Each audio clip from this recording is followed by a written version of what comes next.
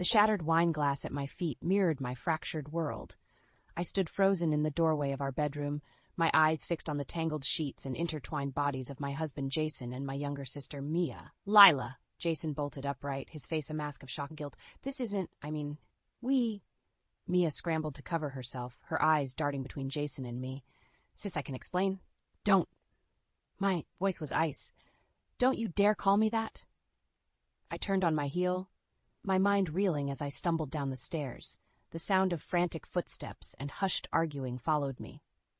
"Lila, wait!" Jason's voice called out, closer now.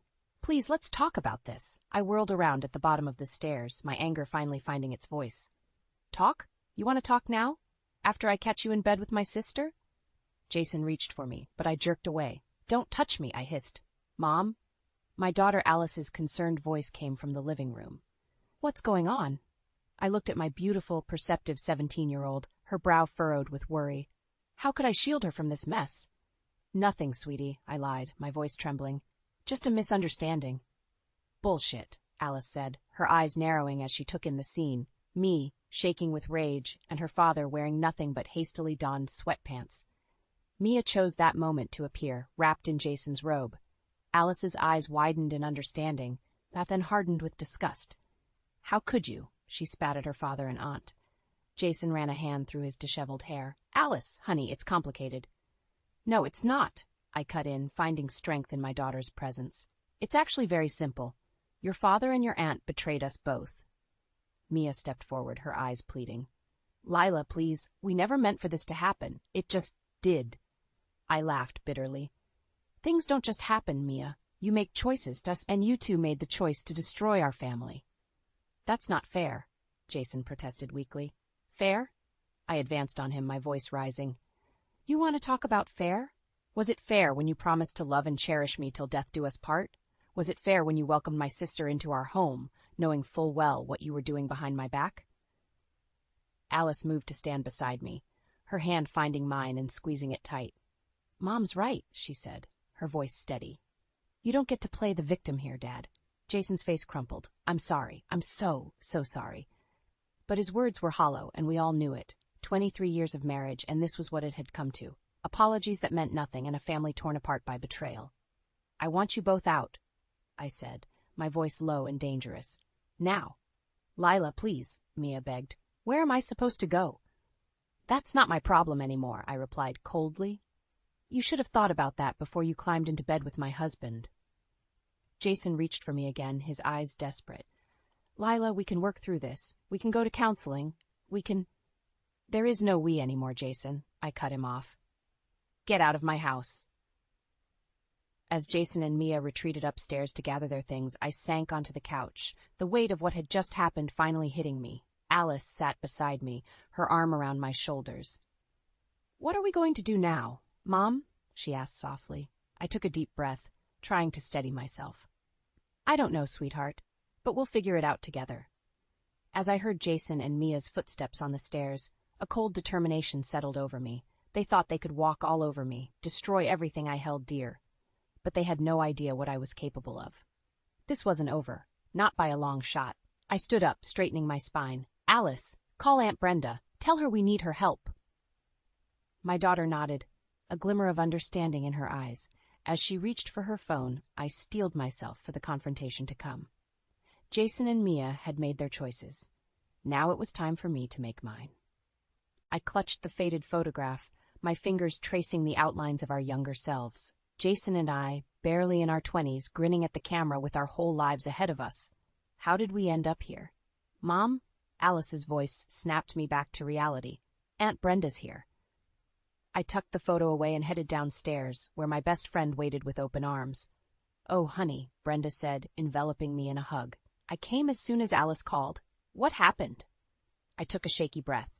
"Jason, he's been having an affair with Mia." Brenda's eyes widened. "Your sister? That bastard."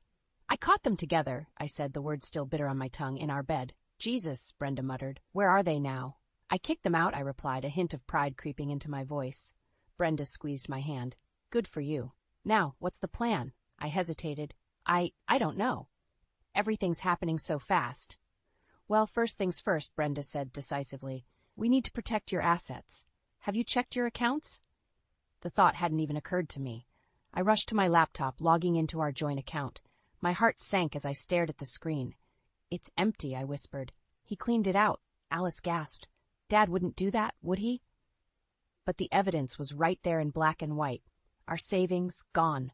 23 years of marriage, and this was what it had come to. That son of a bitch, Brenda hissed. Lila, you need to call a lawyer, now.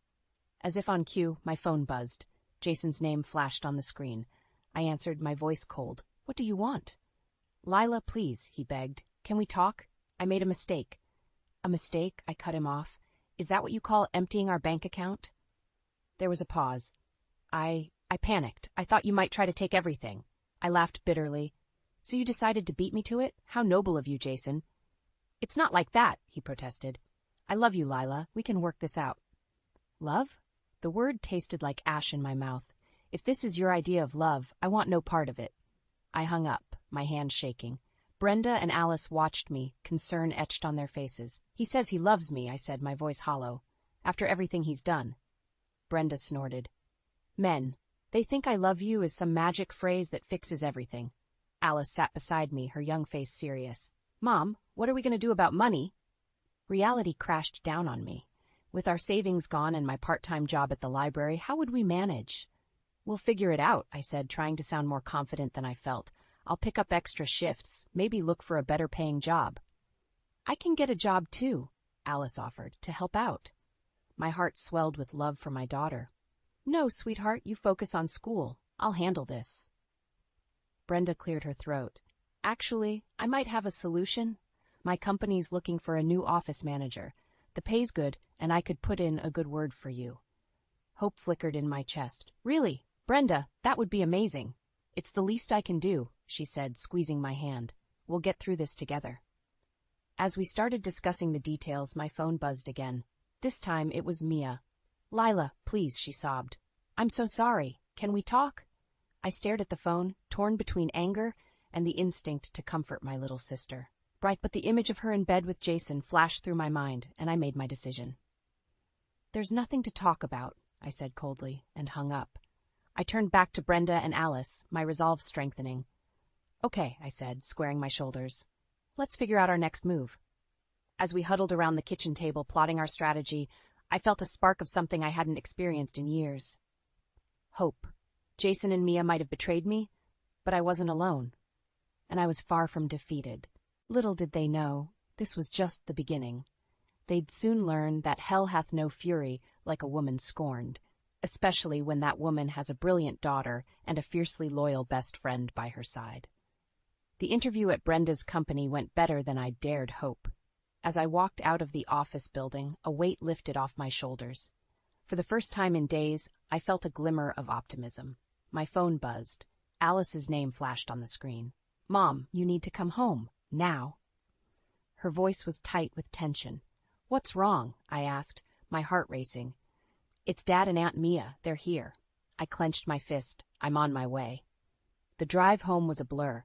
I burst through the front door to find Jason and Mia sitting in our living room, Alice glaring at them from across the coffee table. What the hell are you doing here? I demanded. Jason stood up, his hands raised in a placating gesture. Lila, please, we just want to talk. There's nothing to talk about, I snapped. I told you both to stay away. Mia's eyes were red-rimmed. Sis, please, we made a terrible mistake, but... Don't call me that, I cut her off. You lost the right to call me sis when you slept with my husband. Alice moved to stand beside me, her presence a comforting anchor. Mom's right, you both need to leave. Jason's face hardened. Alice, this is between your mother and me. You don't understand. I understand perfectly. Alice shot back. I understand that you betrayed Mom, that you stole her money, and that you're trying to weasel your way back in. I felt a surge of pride for my daughter's fierce loyalty. It's not that simple, Mia pleaded. Jason and I, we have feelings for each other. The words hit me like a physical blow. Feelings? You expect me to care about your feelings? Jason reached for me. Lila, we never meant to hurt you. It just happened. I recoiled from his touch. Things don't just happen, Jason. You made choices. Now you have to live with the consequences. What about our family? He asked, desperation creeping into his voice. What about everything we've built together? You should have thought about that before you destroyed it all, I replied coldly. Mia stood up, tears streaming down her face. Lila, please, you're my sister. We've always been there for each other. Can't we find a way to work through this? For a moment, I wavered. Memories of our childhood, of the times we'd supported each other through thick and thin, flashed through my mind. But then I remembered the sight of her in bed with Jason, and my resolve hardened. No, Mia, we can't. You crossed a line that can't be uncrossed. Jason's face darkened. Fine. If that's how you want to play it, we'll settle this in court. I'll fight for half of everything we own. I laughed bitterly. Good luck with that. You already emptied our bank account, remember? His eyes widened in surprise. How did you? It doesn't matter, I cut him off. What matters is that you've shown your true colors. Now get out of my house. As Jason and Mia reluctantly headed for the door, Alice called out, Wait! We all turned to look at her. She held up her phone, a triumphant gleam in her eye. I recorded everything you just said, she announced. About your feelings for each other, about Dad stealing the money, all of it. Jason's face paled. Alice, you can't. I can, and I did, she replied firmly. If you try to take Mom to court, if you try to claim a single penny more from her, this recording goes to your lawyer, and to Grandma and Grandpa. Mia gasped. You wouldn't. Alice's gaze was steely. Try me. As Jason and Mia slunk out, thoroughly defeated, I pulled Alice into a fierce hug. I can't believe you did that, I whispered. She hugged me back just as tightly. Nobody messes with my mom. As we stood there holding each other, I felt a surge of determination. Jason and Mia thought they could walk all over us, but they were wrong. We were stronger than they knew, and we were just getting started. I pulled back, looking into Alice's eyes. We need to call Brenda, I said. It's time to plan our next move. The manila envelope felt heavy in my hands as I sat at the kitchen table, my heart pounding. Brenda had come through, hiring a private investigator to dig into Jason and Mia's affair. Now, the truth lay before me, waiting to be unveiled. Are you sure you want to do this, Mom? Alice asked, her voice laced with concern. I nodded, my jaw set. I need to know everything. With trembling fingers, I opened the envelope and spread its contents across the table. Photos, bank statements, and a detailed report stared back at me, each piece a dagger to my heart. The photos came first, Jason and Mia at a cozy restaurant, holding hands across the table. Another showed them entering a hotel, his arm wrapped possessively around her waist. But it was the timestamp on the images that made my blood run cold. This one's from last year, I whispered, my voice barely audible. They've been lying to me for over a year. Alice's hand found mine, squeezing it tight. I'm so sorry, Mom. I forced myself to continue, flipping through bank statements that revealed a pattern of withdrawals and suspicious purchases. A diamond necklace I'd never received. Weekend getaways I'd never been on. He's been using our money to fund their affair, I said, anger rising in my chest. But it was the final page of the report that delivered the crushing blow. A copy of a lease agreement signed by both Jason and Mia for an apartment across town. They were planning to move in together, I realized, the words tasting like ash in my mouth. They were going to leave us, Alice. My daughter's face hardened. Then we'll beat them to it. As if on cue, my phone buzzed. A text from Jason. We need to talk. Can I come over? I showed Alice the message, my mind racing. What should I do? She straightened up, a determined glint in her eye. Let him come. It's time he faced the consequences of his actions. An hour later, Jason walked through the door, his face a mask of false contrition. Lila, I cut him off, gesturing to the evidence spread across the table. Save it, Jason. I know everything. His eyes widened as he took in the photos, the bank statements, the lease agreement. How did you? It doesn't matter, I said, my voice steady despite the turmoil inside. What matters is that you've been lying to me, to us, for over a year. Jason's shoulders slumped. I never meant for it to go this far. Mia and we just connected, and... Stop, I held up a hand. I don't want to hear your excuses. What I want to know is why you're really here. He hesitated, then reached into his pocket and pulled out a folded document. My lawyer drew up divorce papers. I thought, maybe we could handle this amicably. I laughed, a harsh, bitter sound. Amicably? After you emptied our bank account? After you used our money to wine and dine my sister? Mom, Alice interjected, her voice tight with anger. Show him. I nodded, sliding the lease agreement across the table. Were you going to tell us about your little love nest, Jason? Or were you just going to disappear one day? The color drained from his face. Lila, I can explain. No need. I cut him off. I think I understand perfectly. You and Mia had it all planned out, didn't you? Drain our accounts, move in together, start your new life. Jason's eyes darted between Alice and me, desperation creeping into his voice. Please, we can work this out. I'll do anything. You're right about one thing, I said, standing up. We are going to handle this, but not on your terms. I picked up the divorce papers, tearing them in half. I'll be filing for divorce, Jason, but it'll be on my terms, Stop. And trust me, after everything you've done, you won't like what's coming. As Jason stumbled out of the house, shell-shocked and defeated, I turned to Alice. Her eyes shone with a mixture of pride and determination. What now, Mom? I took a deep breath, squaring my shoulders. Now, we fight back, and we win. The lawyer's office felt suffocating as I sat across from Jason, our respective attorneys flanking us. The mediation was supposed to be a step towards an amicable divorce, but the tension in the room was palpable. Mrs. Thompson, Jason's lawyer began, his voice oily smooth. My client is willing to be generous in the division of assets, given the circumstances of your separation. I bristled at his condescending tone. Generous? After he drained our joint account? Jason had the decency to look ashamed, but his lawyer pressed on. Mr. Thompson is prepared to offer a 50-50 split of all remaining assets, including the house and his retirement fund. My attorney, a sharp-eyed woman named Karen, leaned forward. And what about the money Mr. Thompson withdrew without my client's knowledge? Jason's lawyer waved a dismissive hand. Water under the bridge. We're here to move forward, not dwell on the past. I felt my blood begin to boil, but Karen's steady presence kept me grounded. We'd prepared for this. Actually, Karen said, sliding a folder across the table, we have some concerns about Mr. Thompson's financial disclosures. As Jason and his lawyer pored over the documents, I watched their faces change. Shock, then anger, then fear flitted across Jason's features. Where did you get this information? His lawyer demanded. Karen's smile was razor-sharp. Let's just say Mrs. Thompson has friends in high places. Now shall we discuss the real numbers? What followed was a brutal dissection of Jason's hidden assets, accounts I'd never known about, investments made behind my back, and a startling revelation about his true income.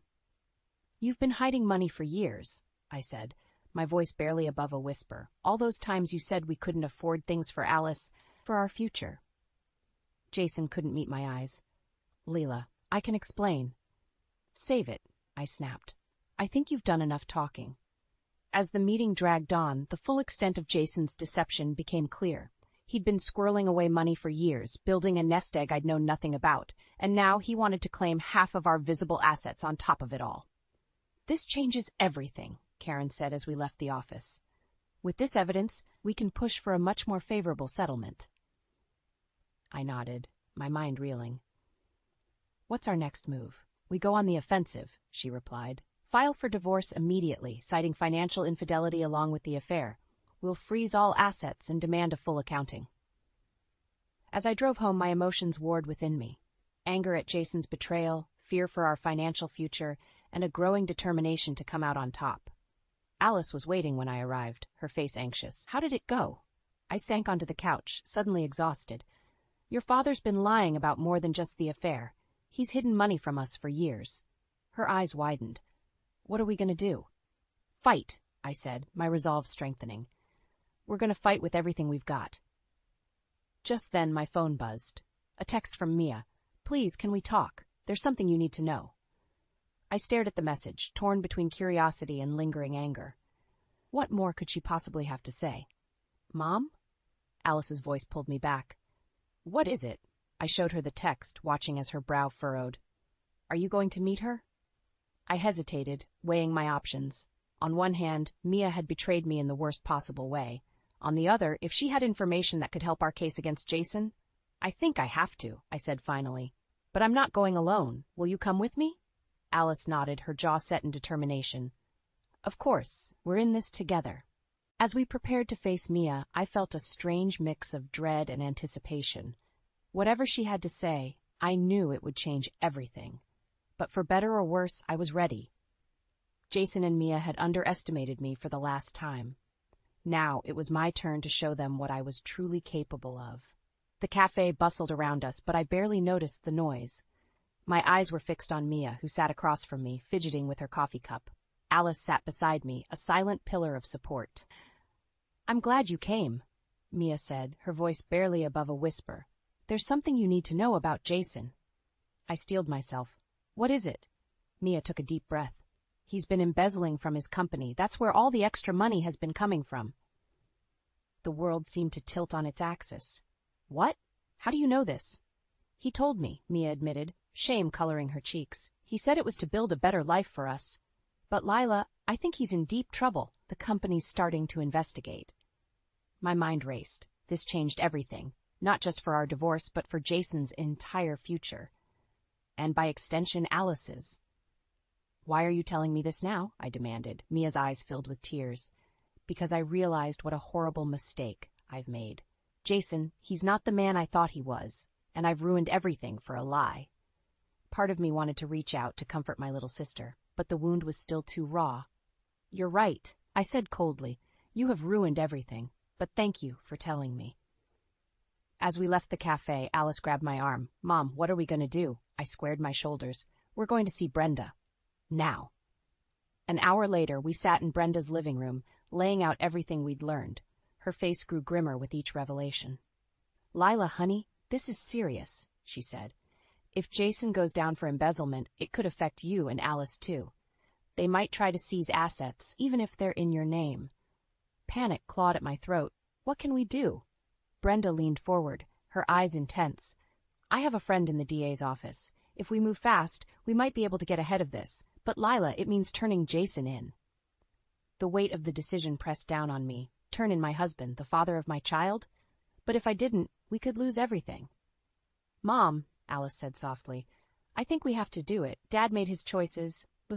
We shouldn't have to pay for them." I nodded, feeling a strange mix of resolve and heartbreak. "You're right. Let's do it." The next few days were a whirlwind. Meetings with lawyers, late-night strategy sessions with Brenda, and tense conversations with Alice about our uncertain future. Through it all, I felt like I was walking a tightrope, one misstep away from disaster. Then, on a rainy Tuesday morning, it all came crashing down. I was at my new job, the one Brenda had helped me get, when my phone exploded with notifications. News alerts, texts from friends, and a frantic call from Alice. "Mom, turn on the TV," she said, her voice shaking. "They've arrested Dad." I rushed to the break room where a small crowd had already gathered around the television. There, in vivid color, was Jason being led out of his office in handcuffs. The ticker at the bottom of the screen screamed, "Local businessman arrested for embezzlement." My coworkers turned to stare at me, their faces a mix of pity and curiosity. I felt exposed, raw, as if my entire life was being broadcast for the world to see. As I stumbled back to my desk, my phone buzzed again. A text from an unknown number. "How could you do this to me? To us? You'll regret this, Lila. I swear you will. Jason." Even now, he was trying to intimidate me, to make me feel guilty for his crimes. I sank into my chair, overwhelmed by the magnitude of what had just happened. We'd set this in motion, Alice and I. We'd chosen to fight back, to protect ourselves. But as the reality of our new situation settled in, I couldn't help but wonder. At what cost? My hands shook as I picked up my phone to call Alice. Whatever came next, we'd face it together. We had to, because now, more than ever, we were all we had left. The courtroom felt suffocating as I sat beside my lawyer, watching Jason in his orange jumpsuit. The past few weeks had been a whirlwind of legal meetings, press conferences, and sleepless nights. Now it all came down to this moment. "Your Honor," the prosecutor began, "the state has overwhelming evidence of Mr. Prowl Thompson's embezzlement. We're prepared to offer a plea deal." Jason's lawyer leaned in, whispering urgently. I watched as Jason's face crumpled, then hardened. He nodded once, decisively. "Your Honor," his lawyer said, standing, "my client wishes to change his plea to guilty." A collective gasp rippled through the courtroom. I felt Alice's hand tighten around mine as the judge accepted the plea and set a date for sentencing. As we left the courthouse, reporters swarmed us. "Mrs. Trow Thompson, How do you feel about your husband's guilty plea? Did you know about the embezzlement? What about your sister's involvement? I pushed through the crowd, my heart pounding. Alice and I barely made it to the car before breaking down. It's over, I whispered, holding my daughter close. It's finally over. But it wasn't. Not really. The next morning, I woke to a flurry of text messages from Brenda. Turn on the news. Now. I fumbled for the remote, my blood running cold as I saw Mia's face on the screen. I was manipulated, she was saying, tears streaming down her face. Jason Thompson used me, just like he used everyone else. I had no idea about the embezzlement. I'm as much a victim as anyone. Rage boiled inside me. How dare she play the victim after everything she'd done? My phone buzzed again. This time, it was Mia herself. Lila, please, I know you're angry, but I need your help. Jason's lawyers are coming after me. They're saying I was complicit. I could lose everything.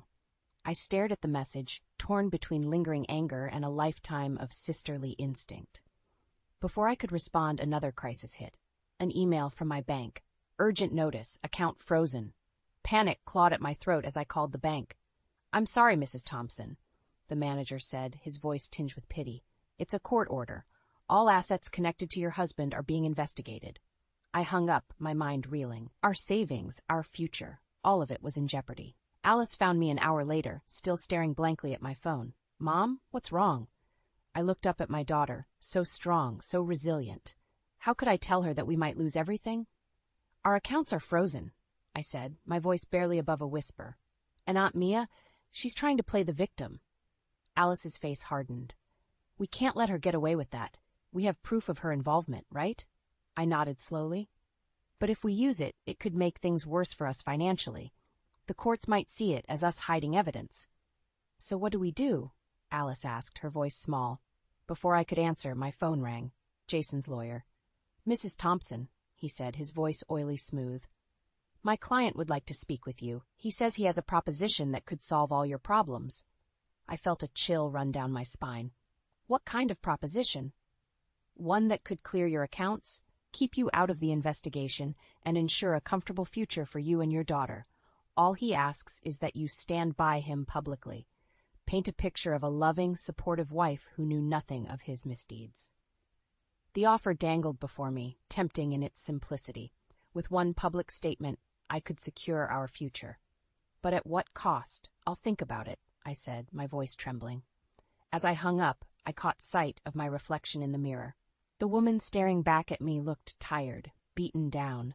But beneath the exhaustion, I saw a flicker of the strength that had gotten me this far. I turned to Alice, my resolve hardening. We're not giving up, I said firmly. Not now, not ever. But as the words left my mouth, I couldn't shake the nagging doubt.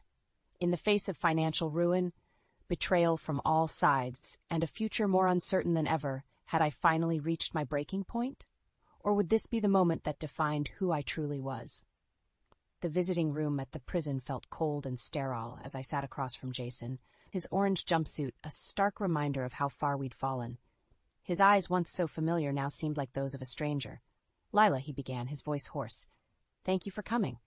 I need your help. I steeled myself, remembering all the pain he'd caused. What do you want, Jason? He leaned forward, desperation etched on his face. I can't do this. The trial, the sentencing. I need you to speak on my behalf. Tell them I was a good husband, a good father. Please, Lila, for old time's sake. For a moment I wavered. Despite everything, a part of me still remembered the man I'd fallen in love with all those years ago.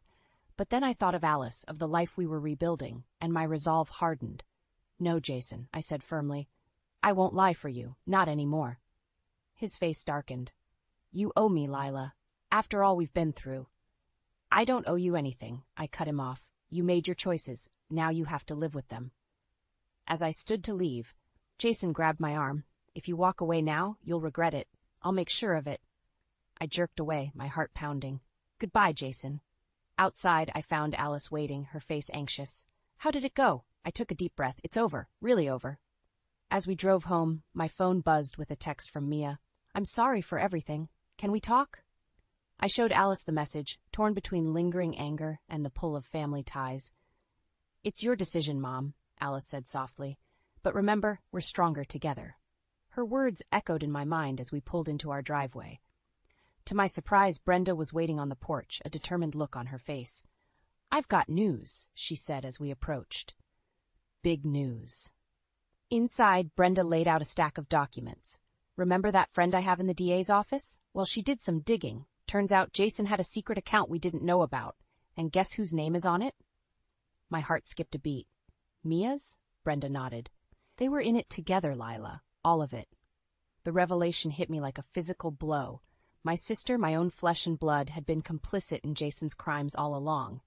"What do we do now?" Alice asked, her voice small. I looked at my daughter, then at Brenda, feeling a surge of gratitude for the true family I had left. In that moment, I made my decision. "We tell the truth," I said firmly. "All of it. No more lies, no more cover-ups." The next few weeks were a whirlwind of legal meetings and court appearances. I testified about Jason's crimes, about Mia's involvement, holding nothing back. It was painful, exposing our family's darkest secrets, but with each word, I felt a weight lifting from my shoulders. On the day of Jason's sentencing, I stood before the judge, my voice steady. "Your Honor, I'm not here to defend my husband's actions. He made his choices, and now he must face the consequences. But I am here to speak for myself, for my daughter, and for all those who were betrayed by his actions. We're ready to move forward, to rebuild our lives without the shadow of his crimes hanging over us." As the judge handed down his sentence, 15 years with no possibility of early parole, I felt a strange mix of sadness and relief. It was the end of a chapter, but also the beginning of a new one. Outside the courthouse, reporters clamored for a statement. But this time, I didn't run. I stood tall, Alice by my side, and faced the cameras. "We've been through hell," I said, my voice clear and strong, "but we've come out stronger. To anyone out there facing betrayal, facing seemingly insurmountable odds, I want you to know you're not alone, and you're stronger than you know." As we walked away hand in hand, I felt a sense of peace wash over me. The road ahead wouldn't be easy, but for the first time in months I felt hope. We had weathered the storm, faced our demons, and come out the other side. Looking at Alice, seeing the strength and resilience in her eyes, I knew we would be okay. More than okay. We would thrive, because sometimes it's only when everything falls apart that you discover what you're truly made of. And I, Lila Thompson, was made of steel.